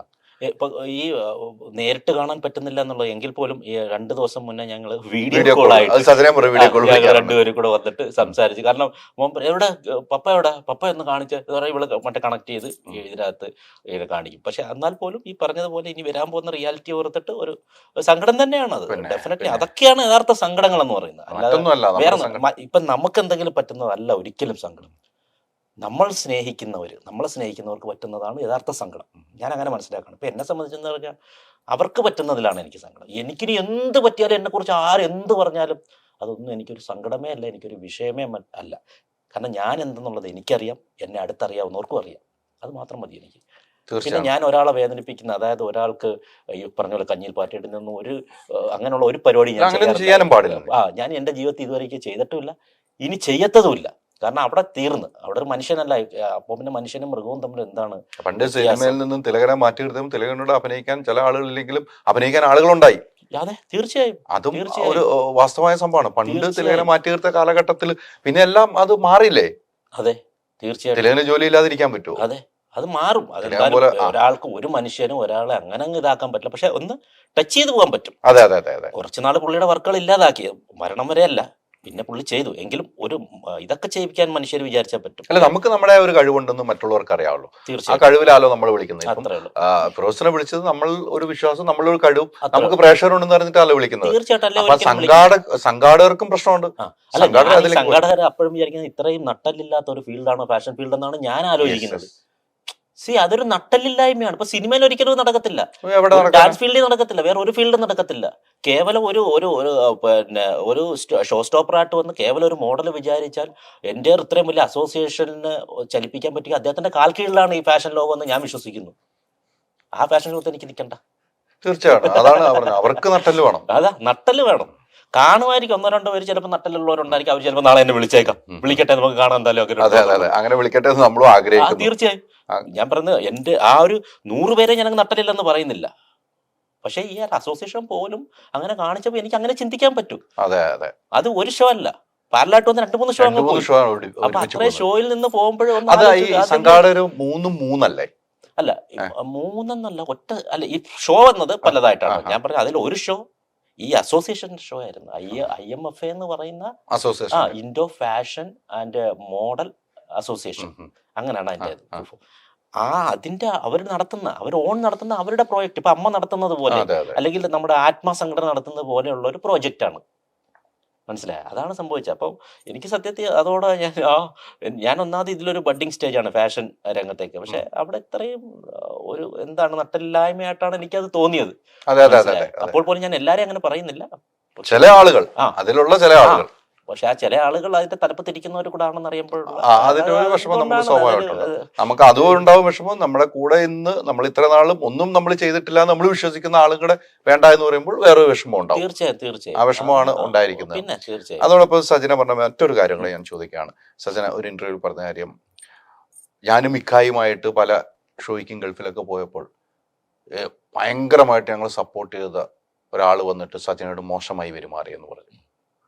അത്തരം ഒരു പെരുമാറ്റം സജനക്കുണ്ടായി, സജന അത് എതിർക്കുകയും ചെയ്തു പറഞ്ഞു. അത് ഫിറോസിന് കേട്ടപ്പോൾ എന്താണ് തോന്നിയത്? തീർച്ചയായിട്ടും നമുക്ക് വിഷമം ഉണ്ടാവുമല്ലോ, തീർച്ചയായിട്ടും. കാരണം ആക്ച്വലി ആ പറഞ്ഞ വ്യക്തി ആരാണെന്ന് എനിക്ക് മനസ്സിലായി. അതിനുള്ള മരുന്ന് ഞാൻ കൊടുത്തു കഴിഞ്ഞു എന്നുള്ളതാണ് അത് വേറൊരു സംഭവം. കാരണം അതങ്ങനെയാണല്ലോ, മനസ്സിലായത്. ഇതിപ്പോൾ കുറച്ച് നാൾ കഴിഞ്ഞ് ഒരു പക്ഷേ ഇങ്ങനെയുള്ള അനുഭവങ്ങളൊക്കെ വന്ന് കേട്ടാൽ ഞാൻ ചിലപ്പോൾ ഇങ്ങനെ പ്രതികരിക്കണമെന്നൊന്നുമില്ല. ഇപ്പം ഞങ്ങൾ ഡിവോഴ്സായിട്ട് കുറച്ച് ദിവസമേ ഉള്ളൂ, എങ്കിൽ പോലും അതിൻ്റെ ഫുൾ ഓഫ് ഹീലിംഗ് ആയിട്ടില്ലല്ലോ. സോ അദ്ദേഹം പറഞ്ഞ വ്യക്തി ആരാണെന്ന് എനിക്ക് മനസ്സിലായി. പേഴ്സണലി ഞാൻ അദ്ദേഹത്തിന് വേണ്ട മരുന്ന് കൊടുത്തു കഴിഞ്ഞു. അത് സജനയ്ക്ക് പോലും ഇപ്പോഴും അറിയില്ല, മനസ്സിലായി. അത് ഞാനെന്ന വ്യക്തിയിൽ ഉള്ളൊരു സംഭവമാണത്. അപ്പോൾ നിങ്ങൾ മനസ്സിലാക്കേണ്ട ഒരു കാര്യം, ഈ ഇങ്ങനെ മിസ്ബിഹേവ് ചെയ്യാൻ വരുന്നവരും എപ്പോൾ പോലും മനസ്സിലാക്കേണ്ട ഒരു കാര്യം, അവൾ എൻ്റെ കുഞ്ഞിൻ്റെ ഉമ്മയാണ്. എനിക്ക് എൻ്റെ കുഞ്ഞിനോട് സ്നേഹമുണ്ട്. അപ്പോൾ അവൻ്റെ ഉമ്മയെടുത്ത് പെരുമാറുമ്പോൾ എന്തായാലും എൻ്റെ ഭാര്യയല്ലെന്നേ ഉള്ളൂ, കുഞ്ഞിൻ്റെ ഉമ്മയാണ്. അങ്ങനത്തെ സംഭവമുണ്ട്. അപ്പൊ ഇങ്ങനെ മിസ്ബിഹേവ് ചെയ്യുന്നവർ അതൊന്ന് മനസ്സിലാക്കിയാൽ കൊള്ളാം. പക്ഷെ അവന്റെ ഒക്കെ ഒരു മനസ്സാണ് നമ്മൾ ആലോചിക്കേണ്ടത്. വളരെ നമ്മുടെ കൂടെ ഒരുമിച്ചിരുന്ന് ഭക്ഷണം കഴിച്ച് അതൊക്കെ ഫാമിലി ആയിട്ട് നമ്മൾ മുന്നോട്ട് പോയ അദ്ദേഹം മനസ്സിലാക്കേണ്ട, നമ്മളീ വിചാരിക്കുന്ന എല്ലാവരും നല്ലവരൊന്നുമല്ല. നമ്മൾ വിചാരിക്കും ഇവരൊക്കെ നല്ലവരാണെന്ന്. നമ്മൾ വിചാരിക്കുന്ന 100-ൽ 90% ആൾക്കാരും വെരി ബാഡ് പേഴ്സൺസ് ആണ്. മനസ്സിലായി? ചിലതിൻ്റെയൊക്കെ മേളിൽ മറ്റേ അങ്ങ് ഒരു മൂടുപടം ഇട്ട് ഒരു മുഖം മൂടിയൊക്കെ ഇട്ട് അഭിനയിച്ച് ജീവിച്ചു പോകുന്നവരാണ് ഇവരെന്നും. നമുക്ക് മനസ്സിലാക്കാൻ നമ്മൾ കുറേയൊക്കെ അങ്ങ് മനസ്സിലാക്കിയെന്ന് വിചാരിച്ചാൽ അതൊന്നും ആക്കിയതല്ല, അതൊന്നും റിയാലിറ്റി അല്ല. ഇവരെയൊക്കെ ആക്ച്വലി നമ്മൾ എന്ന് മനസ്സിലാക്കുന്നോ അന്നാണ് നമ്മുടെ യഥാർത്ഥ വ്യക്തിത്വം എന്ന് നമുക്ക് പറയാൻ പറ്റും. അങ്ങനെ മനസ്സിലാക്കാൻ പറ്റില്ല ഒരു പരിധി വരെ. അത്രയും ആക്ടേഴ്സാണ്. മമ്മൂട്ടി മോഹൻലാലോ ഒന്നുമല്ല ഇവരുടെയൊക്കെ ജീവിതത്തിൽ ആക്ടിങ് കണ്ടു കഴിഞ്ഞു, മനസ്സിലായി. പക്ഷേ എത്ര ആക്ട് ചെയ്താലും ഒരിക്കലും ഇവർ പിടിക്കപ്പെടും. ഏതെങ്കിലും ഒരു രീതിയിൽ നമ്മൾ ഇവരെ മനസ്സിലാക്കാൻ സൃഷ്ടാവായിട്ടൊരു ഇതിട്ട് തരും. അല്ല, ഒരു കാര്യം ആലോചിക്കണം കേട്ടോ, കാരണം ആ വേഷം എപ്പോഴെങ്കിലും അവർ അഴിച്ചു വെക്കേണ്ട അവസ്ഥ വരും. അതെ അതെ, തീർച്ചയായിട്ടും. ഒരു കാര്യം ആലോചിക്കണം, നിങ്ങള് രേഖാമൂലം ഡൈവേഴ്സ് ആയിട്ടില്ല, കാര്യങ്ങൾ നടക്കുന്നതിന്റെ ഇടയ്ക്കാണ് അദ്ദേഹം ഈ പെരുമാറ്റം പെരുമാറി. അതെ, ഒന്ന് ആലോചിക്കണം. അവന്റെ ഒരു മാനസികാവസ്ഥ എന്തുമാത്രം ഒരു വൃത്തികെട്ട മാനസികാവസ്ഥ. അവനൊരു വീട്ടിന്റെ അകത്ത് കയറ്റാൻ കൊള്ളാവോ? വീട്ടിനകത്തെന്നല്ല, സ്വന്തം വീട്ടിൽ പോലും നിർത്താൻ പറ്റില്ല. കാരണം സ്വന്തം വീട്ടിൽ അദ്ദേഹത്തിന്റെ ഭാര്യ മാത്രമല്ല, അദ്ദേഹത്തിന്റെ മക്കളും പെൺമക്കളും ഒക്കെ ഉണ്ടാവുമല്ലോ. അവരെങ്ങനെ ഇങ്ങനെ പെരുമാറുന്നവന് മക്കളൊന്നും ഒരു നോട്ടം കാണില്ല, മനസ്സിലായേ? നിങ്ങൾ തമ്മിൽ ദീർഘകാലം ബന്ധം ഉണ്ടായിരുന്ന സുഹൃത്തായിരുന്നു? കുഴപ്പമില്ല. കാരണം കൂടുതൽ പറഞ്ഞാൽ ചിലപ്പം പബ്ലിക്കിലേക്ക് കൊണ്ടുപോകണ്ട. കാരണം എന്തുകൊണ്ടെന്ന് പബ്ലിക്കിലേക്ക് അല്ല ഞാൻ ചോദിച്ചത്, ദീർഘകാലം സുഹൃത്തായിരുന്നു? കുറച്ച് കാലമായിട്ടുള്ള സുഹൃത്തുക്കളായിരുന്നു. പറഞ്ഞ കണക്ക് അവർക്ക് ഒന്നും അറിയാതെ അവരെ വീട്ടിലിരിക്കുന്ന തീർച്ചയായിട്ടും മക്കള് അവരൊക്കെ ക്രൂശിക്കപ്പെടാൻ പാടില്ല അറിയുന്നില്ല പാവങ്ങൾ. അല്ലെങ്കിൽ സജിനായും അദ്ദേഹത്തിന്റെ പേര് അവിടെ പറഞ്ഞേന, സജിന പറഞ്ഞതിനെ ഞാൻ പറഞ്ഞേന. പക്ഷെ നമ്മൾ അപ്പോഴും വിചാരിക്കുന്നത് അവരുടെ കുടുംബത്തെയാണ് നമ്മൾ വിചാരിക്കുന്നത്. ആ കുടുംബത്തെ നമ്മൾ നാണം കെടുത്താൻ പാടില്ലല്ലോ എന്ന് കരുതിയിട്ടാണ് നമ്മൾ ആ പേര് പുറത്തു വരാൻ. അവന് കിട്ടേണ്ടത് നമ്മൾ കൊടുത്തിട്ടുണ്ട്, അല്ലേ? കൊടുത്തിട്ടുണ്ട്. സജന അതിനകത്ത് പറയുന്ന ഒരു പോയിന്റ് ഉണ്ട്. ഞാൻ ഈ യൂട്യൂബ് ചാനൽ തുടങ്ങുന്നതിന്റെ ഏറ്റവും പ്രധാനപ്പെട്ട കാര്യം, എന്നോട് മോശമായ രീതിയിൽ ആരെങ്കിലും അവരെ ഇവർക്ക് എങ്ങനെ സജിനയെ കുറിച്ചാണത് ചിരിച്ച് ഇത്ര ഇതായിട്ട് ഹാപ്പി ആയിട്ട് ഇങ്ങനെ ഡിവോഴ്സിന്റെ ഇത്, അതായത് ഒരു കുറ്റം പോലെ എന്ന് വെച്ചാൽ അവൾ കരഞ്ഞോണ്ട് വരണമെന്നുള്ളത്. സജിന അതിനകത്ത് പറയുന്നത് ആ വീട് വിൽക്കുന്നതിനെ കുറിച്ച് ഇങ്ങനെ ആലോചിക്കുന്നുണ്ട്. അതെ. എന്താണ് ഫിറോസിന്റെ ഒരു കാഴ്ചപ്പാട്?